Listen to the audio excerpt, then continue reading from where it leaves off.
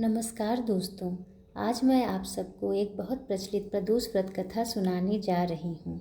एक गांव में एक निर्धन ब्राह्मणी रहती थी।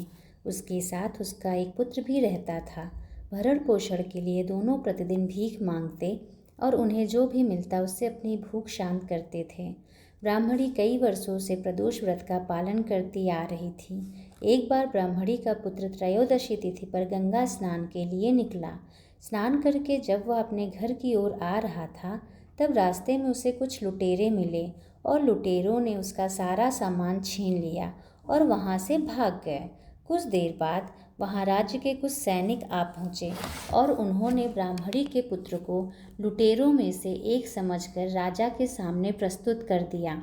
राजा ने उसको लुटेरा समझकर और उस ब्राह्मण पुत्र की दलील सुने बिना ही उसे कारागार में डाल दिया।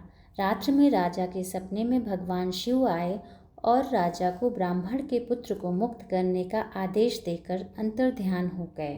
राजा नींद से उठकर सीधे कारागार पहुंचा और युवक को मुक्त करने का आदेश दिया। राजा युवक को लेकर महल पहुंचे, जहां राजा ने उस युवक का सम्मान किया और उसे दान में कुछ मांगने के लिए कहा। तब युवक ने दान के रूप में सिर्फ एक मुट्ठी धान मांगा। युवक की मांग सुनकर महल में सभी लोग आश्चर्य में आ गए। तब राजा ने पूछा कि एक मुट्ठी धान से तुम्हारा क्या होगा? तुम कुछ और भी मांग सकते हो। ऐसा अवसर किसी को बार बार नहीं मिलता। युवक ने बहुत विनम्रतापूर्वक राजा से कहा, हे राजन, इस समय यह ध्यान मेरे लिए संसार का सबसे अनमोल धन है।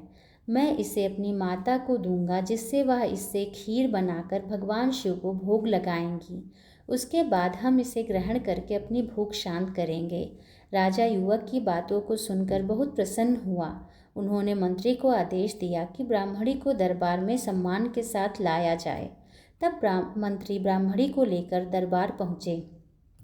राजा ने सारी बातें ब्राह्मणी को बताई और उनके पुत्र की प्रशंसा करते हुए ब्राह्मणी के पुत्र को अपना सलाहकार नियुक्त किया। इस प्रकार निर्धन ब्राह्मणी और उसके पुत्र का पूरा जीवन बदल गया। तो दोस्तों, ये थी प्रदोष व्रत कथा। ऐसी और कहानियों के लिए हमारे चैनल को सब्सक्राइब करें और इस वीडियो को लाइक करें। धन्यवाद।